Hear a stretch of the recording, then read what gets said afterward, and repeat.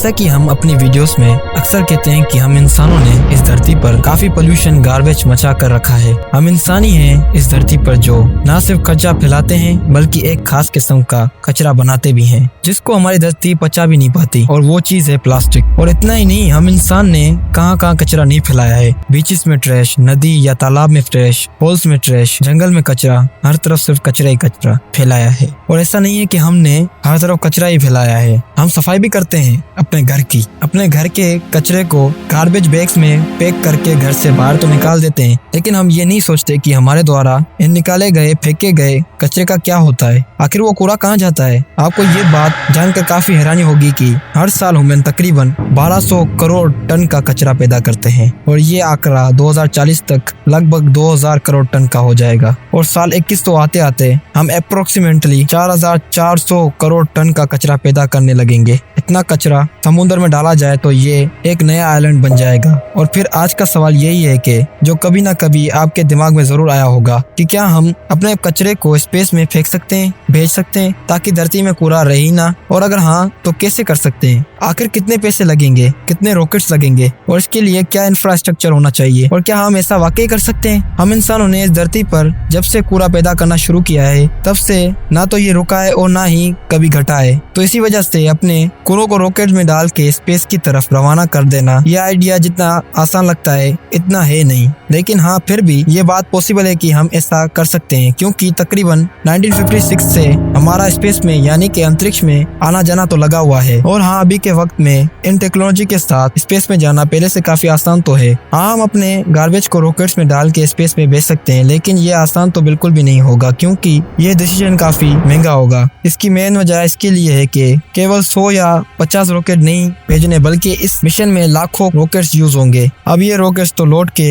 हमारी धरती में वापस लौट के तो नहीं आएंगे। अब इसका पूरा नतीजा ये होगा कि न सिर्फ पोल्यूशन को बढ़ाएगा बल्कि हमारे ओजोन लेयर और भी ज्यादा डैमेज करेगा, और फ्यूचर में हमारी स्पेस ट्रेवल की जो भी पॉसिबिलिटीज हैं इन्हें भी बर्बाद कर देगा, क्योंकि हमारे अर्थ के चारों तरफ ट्रैश गार्बेज यानी कचरा ही कचरा होगा। और जब से स्पेस एज शुरू हुआ है, जब से हमने रॉकेट्स को अंतरिक्ष में भेजना शुरू किया है, तब से अभी तक हम ह्यूमंस ने 5000 से ज्यादा स्पेस रॉकेट्स स्पेस में भेज दिए हैं। यहाँ तक कि हमारे नेपच्यून प्लैनेट में भी प्रोब भेजा गया है, और 2018 में नासा ने एक पार्कर सोलर प्रोब सन की सरफेस से काफी करीब भेजा है। तो हम जो इतने सारे रॉकेट स्पेस में भेज रहे हैं जो कि हमारे पास लौट के नहीं आने वाले, तो देखा जाए हम स्पेस में भी कूड़ा फैला रहे हैं। दूसरी तरफ अगर हम बात करें एरियन 5 रॉकेट्स की, जो कि 7000 किलोग्राम का सामान स्पेस में ले जा सकता है, इसे बनाने और लॉन्च करने में जो खर्चा आता है वो है 150 करोड़ रुपए। लेकिन मुश्किल क्या है ना कि हम हर साल 1200 करोड़ टन का कचरा पैदा करते हैं, और ये एरियन 5 रॉकेट 7000 किलोग्राम के वजन उठा सकता है। तो इस हिसाब से इस रेट से हमें साल में तकरीबन 17 करोड़ रॉकेट्स एरियन 5 चाहिए होंगे, जिसमें हम कचरा स्पेस में भेजें। और इसे बनाने में जो खर्च आएगा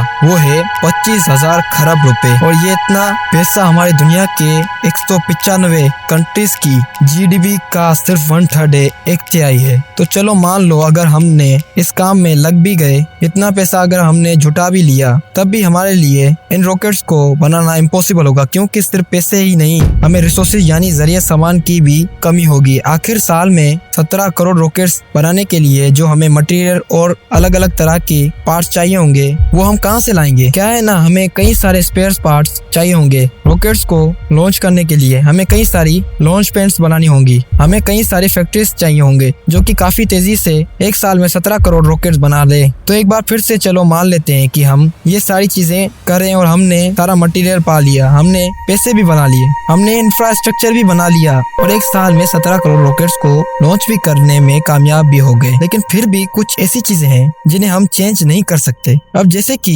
हिस्ट्री गवाह है, Russian Soyuz space launch system जिसे सबसे ज्यादा कामयाब स्पेस लॉन्च सिस्टम माना गया है, तो इसमें 100 में से 97 रॉकेट्स जो हैं वही सक्सेसफुली स्पेस में जाएंगे। बाकी 3 रॉकेट्स ऐसे होंगे जो शायद फेल होंगे। तो अगर हम 17 करोड़ रॉकेट्स लॉन्च में 3% का डैमेज लेके चलें तो लगभग 91 लाख रॉकेट्स डिस्ट्रॉय हो जाएंगे, और सिर्फ ये 3% का नुकसान ही काफी भयानक होगा। जरा सोचिए कि कैसा होगा जब आपके शहर में एक रॉकेट गिरेगा जिसमें 7000 किलो का मलबा है, यानी कचरा। आप अंदाजा भी नहीं लगा सकते कितनी जिंदगियों का नुकसान हो जाएगा। अगर रॉकेट्स आसमान में ही ब्लास्ट हो जाए तो चलते फिरते प्लास्टिक लोगों के ऊपर गिरेंगे और इस वक्त वो ह्यूमंस और भी ज्यादा खौफ में होंगे कि क्या पता हमारे सर के ऊपर ही कब कौन सा रॉकेट गिर जाए। और तब क्या होगा, कुछ सालों बाद हमारे ये भेजे हुए कचरे स्पेस से धरती की तरह वापस एस्टेरॉयड की तरह बढ़ने लगे। और तब क्या होगा जब कोई रॉकेट न्यूक्लियर वेस्ट ले जा रहा हो और वो फेल हो जाए। इस वक्त तो हमारी धरती के कई हिस्से हमारे लिए रहने लायक ही नहीं होंगे। अब कुल मिला के बात यह है कि इस समय हमने